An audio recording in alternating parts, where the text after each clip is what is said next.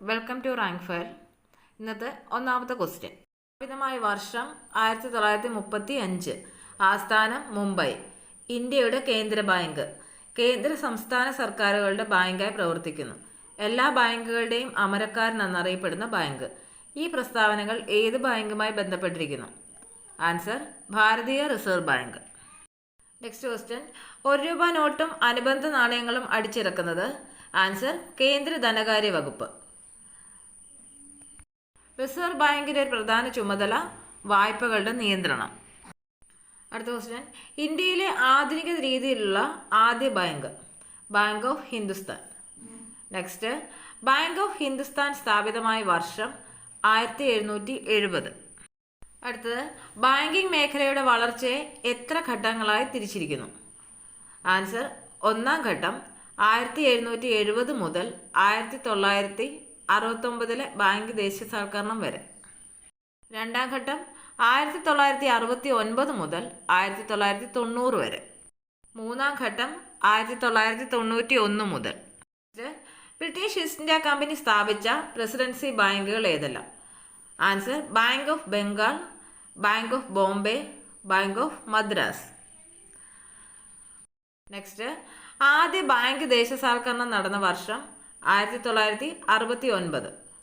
അടുത്ത 10ാമത്തെ ക്വസ്റ്റ്യൻ. 1969 ദേശസാൽക്കരിച്ച ബാങ്കുകളുടെ എണ്ണം? ആൻസർ 14. നെക്സ്റ്റ്. രണ്ടാം ബാങ്ക് ദേശസാൽക്കരണം നടന്ന വർഷം?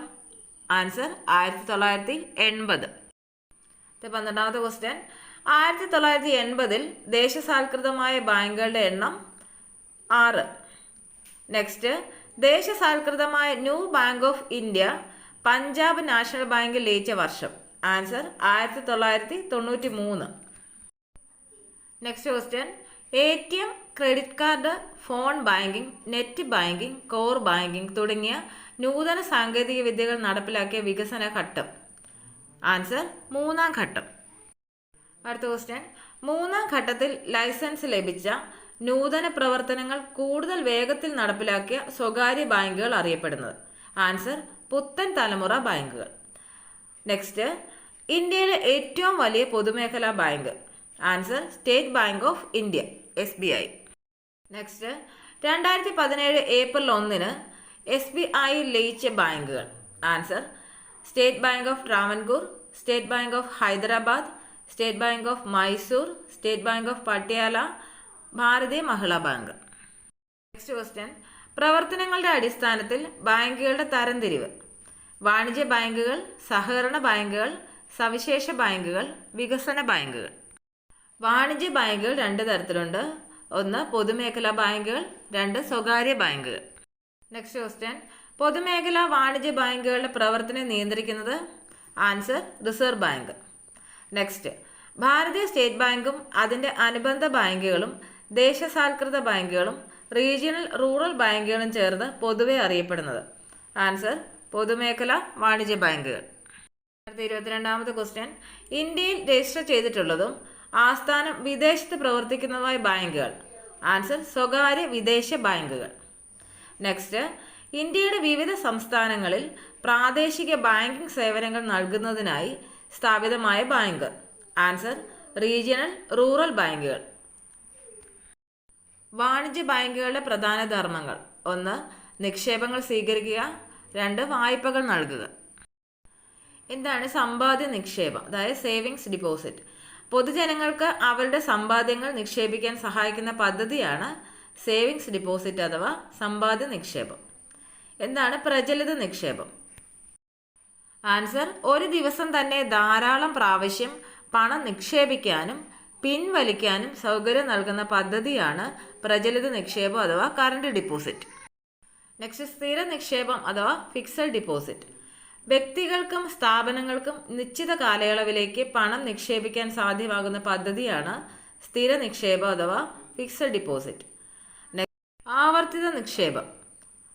ഒരു നിശ്ചിത തുക വീതം ഒരു പ്രത്യേക കാലയളവിലേക്ക് എല്ലാ മാസവും നിക്ഷേപിക്കുന്ന പദ്ധതിയാണ് ആവർത്തിത നിക്ഷേപം. നെക്സ്റ്റ്. എന്താണ് ഓവർ ഡ്രാഫ്റ്റ്? വാണിജ്യ ബാങ്കുകൾ വ്യക്തികൾക്ക് നൽകുന്ന ഒരുതരം വായ്പയാണ് ഓവർ ഡ്രാഫ്റ്റ്. വ്യക്തികളുടെ ബാങ്ക് അക്കൗണ്ടിലുള്ള തുകയേക്കാൾ കൂടുതൽ പണം പിൻവലിക്കാനുള്ള അവസരമാണ് ഓവർഡ്രാഫ്റ്റ്. ബാങ്കുമായി തുടർച്ചയായി ഇടപാടുകൾ നടത്തുന്ന പ്രചലിത നിക്ഷേപമുള്ള വ്യക്തികൾക്കാണ് ബാങ്ക് ഓവർഡ്രാഫ്റ്റ് സൗകര്യം നൽകുന്നത്. അടുത്ത ക്വസ്റ്റ്യൻ, പണം ഒരു സ്ഥലത്ത് നിന്ന് മറ്റൊരു സ്ഥലത്തേക്ക് അയക്കാൻ ബാങ്കുകൾ ഒരുക്കുന്ന സൗകര്യം.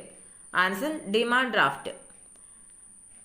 നെക്സ്റ്റ്, ലോകത്തിന്റെ ഏത് ഭാഗത്തു നിന്നും സ്വന്തം അക്കൗണ്ടിലേക്കോ മറ്റൊരാളുടെ അക്കൗണ്ടിലേക്കോ പണം അയക്കാൻ ബാങ്കുകൾ ഒരുക്കുന്ന സൗകര്യം മെയിൽ ട്രാൻസ്ഫർ.